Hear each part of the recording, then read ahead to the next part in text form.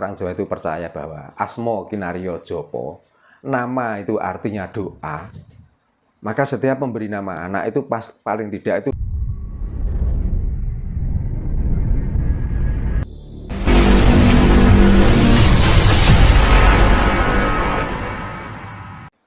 karena lu sudah membicarakan tentang surga, di situ adalah pertamanan yang indah.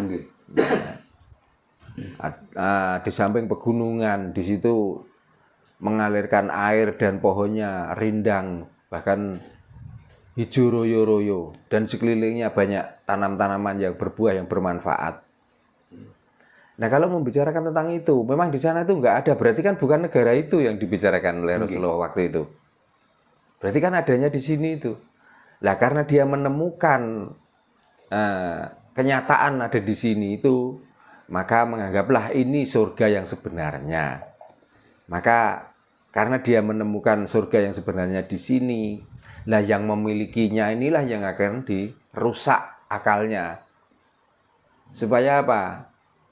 Karena dia itu saya ibaratkan adalah duto. Duto itu utusan, betul. Ya utusan negara dari sana.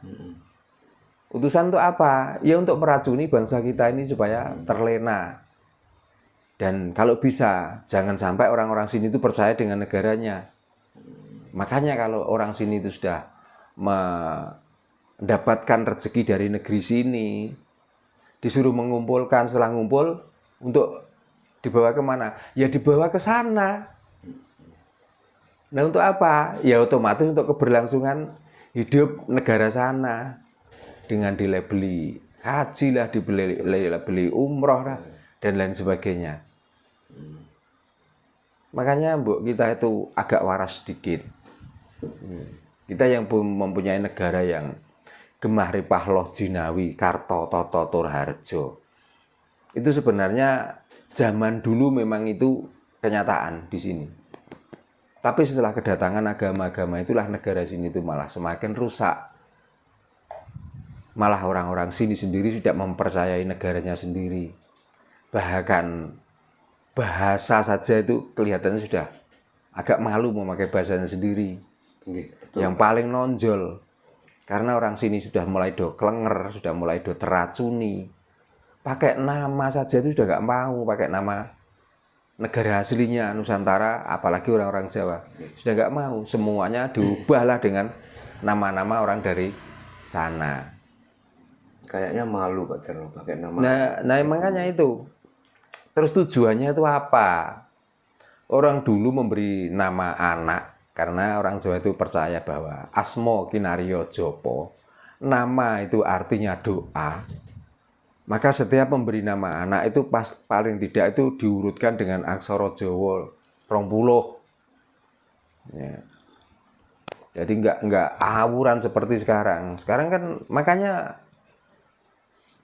ya negaranya, ya otaknya, ya perekonomiannya morat-marit karena dari namanya itu tidak ada yang mencerminkan bahwa kita itu untuk apa ya, berjalan tegak lurus. Sudah dibelok-belokkan. Dari kata ho, dari kata ngo nanti kembali ke ho, setelah ho nanti kembali ke no. Gitu. Contohnya apa? Contohnya dengan memakai nama, ya maaf, ya, dengan memakai nama Muhammad. Muhammad itu kan dari kalau bahasa huruf aksara Jawa, moko modo. Ini kan berarti diambil dari atas ke bawah, terus naik lagi, terus terjun kembali lagi ke bawah. Nah itu kan sama dengan mendoakan kita tuh supaya kita tuh nggak bisa berjalan lurus atau naik sampai puncak tinggi. Kan dari atas turun, setelah dari turun naik lagi, turun lagi. Nah kenyataannya apa yang terjadi? Pemikirannya, ekonominya, dan lain sebagainya sudah nggak bisa stabil lagi. Ya karena ya memang sudah didogma seperti itu, dan dogma itu menjadi doktrin.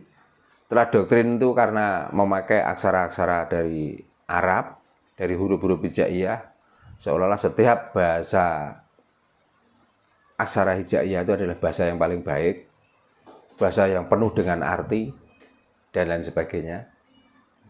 Sehingga itu diterapkan, makanya nggak sedikit ya, orang sini yang namanya muslimin maling, ya, yang namanya rohim tapi mukmin berdoa. ya, jadi begal, ya, yang namanya macam-macam lah. Ya. Karena sudah banyak sekali, lihatlah di TV atau di media-media, orang-orang yang melakukan hal yang buruk, orang-orang yang tertangkap oleh KPK dan lain sebagainya. Namanya itu luar biasa menurut mereka yang paham dengan bahasa itu. Jadi tidak ada cerminan dari nama itu sendiri. Gitu. Makanya akhirnya murat marit. Dan nanti kalau sudah murat marit, sudah nggak menemukan jalan keluar, nanti yang disalahkan ini, yang disalahkan itu. Kadang saya juga berpikir begini Pak, terkait dengan Jawa gitu. Yeah. Nah, mungkin orang-orang sana, orang-orang pendahulu di sana itu tahu bahwa negara kita, terutama Jawa ini kan bisa dikatakan seperti Pak Tan sampaikan surga, jangan-jangan kan ada di sini kan begitu Pak gitu. Okay. Ya, jadi mereka itu merekayasa bagaimana agar orang-orang kita ini patuh dan nurut dengan sana. Mungkin beliau sudah tahu itu Pak Tan. Kalau saya bukan jangan-jangan, saya sudah yakin bahwa surga itu di sini. Nah, dengan merusak akal orang sini itulah supaya orang sini nggak di surga terus, malah nantinya di neraka secara langsung. Jadi nggak mungkin kalau orang-orang dari luar datang ke sini yang menyiarkan ini dan menyiarkan itu, kalau nggak mengambil keuntungan dari sini, itu sudah nggak mungkin. Itu loh. Karena orang sini zaman dulu, orang-orang Nusantara terutama orang Jawa, nggak ada kok yang tiap hari itu sibuk tentang mencari Tuhan, sibuk tentang menyembah dengan Tuhan. Dengan tenangnya, dengan percayanya, dengan keyakinannya, hidupnya tenang, hidupnya terarah. Bahkan bukan orang yang lagi kesulitan mendekat dengan Tuhan. Orang-orang Jawa terdahulu itu dikala sudah menemukan kebahagiaan yang sangat luar biasa, maka dia malah berserah diri, maka dia malah selalu menyatu dengan alam, menyatu dengan Tuhan. Apa tujuannya? Ya, tujuannya keberhasilan di Nusantara ini supaya langgeng sampai turun ke anak cucu. Supaya anak cucu nanti nggak sampai, paling tidak kekurangan makan, kekurangan sandang, kekurangan papan. Nggak sampai seperti itu. Maka orang-orang dulu itu melestarikan alam. Dari batunya, dari kayunya, dari sumber airnya, itu dilestarikan. Buktinya apa? Coba orang-orang dulu. Di saat di pegunungan itu ada kayu besar, dan di bawahnya mengalir air. Ya, lalu di situ diadakan syukuran yang namanya manganan dan lain sebagainya. Itu sebenarnya bukan penyembahan pada Tuhan, tapi itulah bukti pelestarian alam. Supaya apa? Ya supaya tempat-tempat yang seperti itu nggak rusak. Supaya tempat-tempat seperti itu untuk dilestarikan, supaya apa? Supaya kita nggak kekurangan sumber mata air. Ya. Dan gunung-gunung yang menyimpan air hujan supaya nggak hancur. Maka di situ supaya orang itu tanpa ditakut-takuti, mereka tuh merasa takut, dalam arti rasa takut tuh ya dengan efek yang ditimbulkan oleh keserakahan manusia itu. Maka orang Jawa membakar kemenyan di situ, membakar usep. Bagi kita yang berpikiran picik seolah-olah wah di situ ada setan, buktinya ada hubungan usep. Sebenarnya bukan. Sebenarnya apa? Tempat yang sudah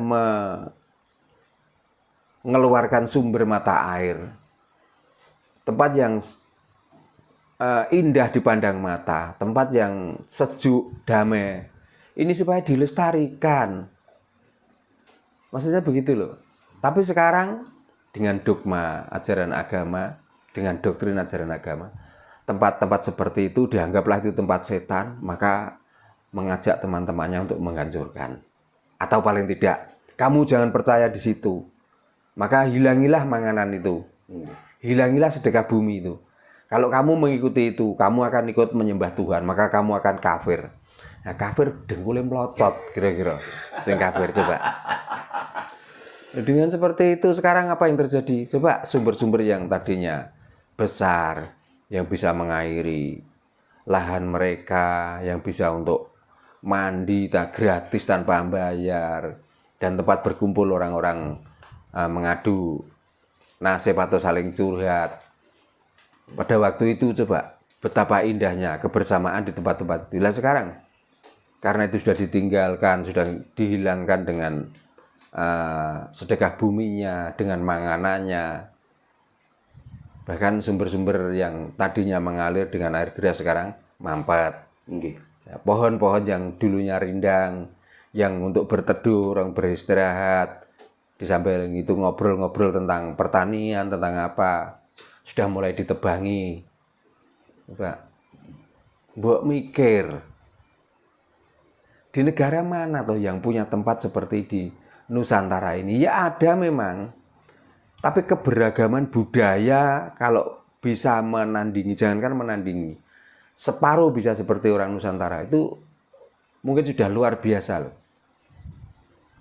Makanya bagaimanapun orang-orang seperti itu mau merusak budaya kita itu dengan dalih haram, dengan dalih musyrik, dengan dalih kafir, itulah alat untuk menghancurkan bangsa kita itu sendiri, untuk menghancurkan akidah itu kita sendiri.